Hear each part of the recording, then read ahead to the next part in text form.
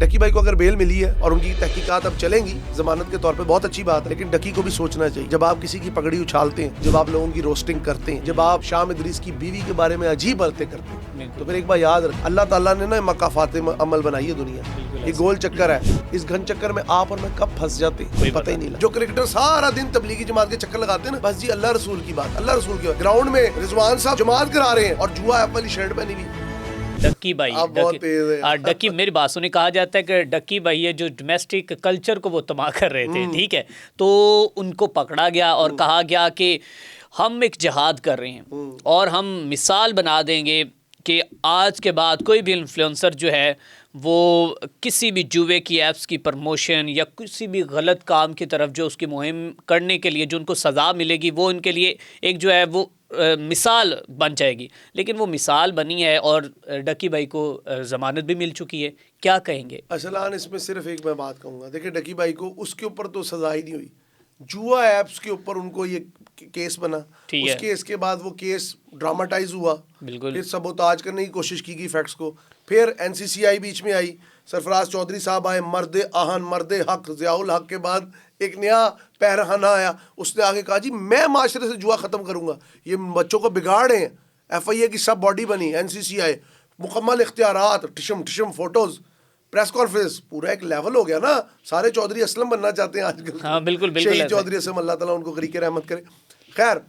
آپ لوگ پہنچے، پھر اس کے بعد آپ 1.5 کروڑ کی ڈیل میں پکڑے گئے، پھر آپ کو عدالتوں نے اپریہینڈ کیا، پھر یہ سارا کیس متنازعہ بنا، لیکن آج اس کی ضمانت ہو گئی ہے 10 لاکھ روپے میں۔ اس میں سوچنے کی بات کیا ہے؟ اس میں سوچنے کی بات یہ ہے کہ اگر پی ایس ایل میں ایک چیز حلال ہے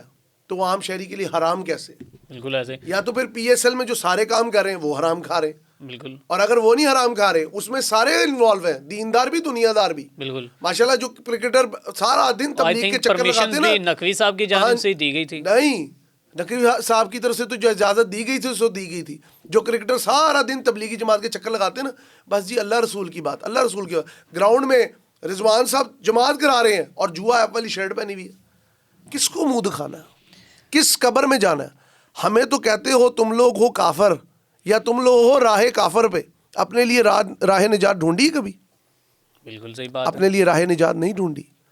ہم لوگوں کو کعبے کی طرف منہ کر کے پیچھے کلیسوں کے اندر خود چھپنے والے، شرم سے ڈوب مرو۔ اگر جوا کی ایپس ایک انفلوئنسر کے لیے بری ہے، ایک عام شہری کے لیے بری ہے، تو وہ ہر ادارے، ہر انسٹیٹیوٹ، ہر چیئرمین کی کرسی والے اور ہر عام انسان کے لیے بری ہیں۔ بالکل ٹھیک ہے، آپ لوگ یہ کیوں خاص و عام کا قانون بناتے ہو؟ ڈکی بھائی میں لاکھ برائیاں صحیح، آپ نے ایک بندے کو اتنا متون کیا ہے کہ اب کوئی بندہ اپنے بچوں کو سوشل میڈیا انفلوئنسر نہیں بننے دے گا، صحیح بات ہے، اس کو رگید کے رکھ دیا۔ میں یہ نہیں کہتا کہ وہ عزم و ہمت کا استعارہ ہے، 100 برائیاں، لیکن ایک بات یاد رکھیں، آپ نے اس کو اس سارے میٹر میں لا کے اپنے اداروں کی کلی کھول دی۔ این سی سی آئی کے اوپر اب اعتبار ہے کسی کو؟ سرفراز چودھری جیسے لوگ جب ہوں گے جو کہ انڈر دا ٹیبل ڈیلز کریں گے، تو کیا آپ اور میں ایف آئی اے کو اپنا کیس دے سکتے ہیں؟ یا ہم ان کی شفافیت پہ انگلیاں نہیں اٹھیں گی؟ بالکل ایسے ہی، are you think we are insane? آپ لوگ جرنلسٹ کو بھی چپ کرانا چاہتے ہیں، آپ لوگ ہر انسان کو کہتے ہیں کہ buckle up your mouth because the power belongs to us. No, بالکل the power belongs to Allah almighty. Sure, ہر انسان کو نا جب وہ بڑی طاقتور سیٹ پہ ہوتا ہے نا، اسے ایک بڑا زوم ہوتا ہے کہ آئی ایم انونسبل۔ پھر ایک وقت آتا ہے جب منو مٹی تلے بڑے بڑے لوگوں کی سانسیں دبتی ہیں، پھر انسان کو پتہ لگتا ہے یار یہ تو 5 سال کا اقتدار تھا، میں پتہ نہیں کن چکروں میں تھا۔ سو شہباز شریف صاحب، آپ کی گورنمنٹ ہو یا ہمارے عزت مآب محسن نقوی صاحب ہوں، ویسے تو ہمارے صحافی بھائی ہیں، 100 انہوں نے گراں قدر خدمات دی ہیں، 2 میڈیا اور چینلز چلاتے ہیں، لیکن کیا کیجئے، یہ جو پاور ہے نا اس کا نشہ ہی علیحدہ ہے میری جان۔ یہ کرسی کا نشہ بالکل، انسان کہتا ہے سامنے والے تو یار چونٹیاں ہیں یار، ان کو تو کسی بھی طرح رگید دو، انہوں نے پوچھنا ہی نہیں۔ اور پھر جب آپ کے پاس ہو وزارت داخلہ تو آپ کسی کا بھی داخلہ ممنوع کر سکتے، ہم تو خود 10 بستہ رہتے ہیں بھائی ہر ٹائم، بالکل ایسے ہی ہے، کیونکہ وقت کا کوئی پتہ نہیں، آج کل ویسی میڈیا پہ بڑا برا وقت چل رہا ہے۔ تو let's be fair, let's be honest,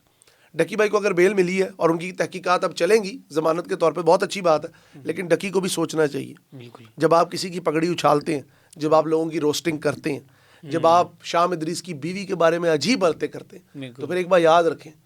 اللہ تعالیٰ نے نا مقافات عمل بنائی ہے دنیا، یہ گول چکر ہے، اس گھن چکر میں آپ اور میں کب پھنس جاتے ہیں کوئی پتہ ہی نہیں لگتا۔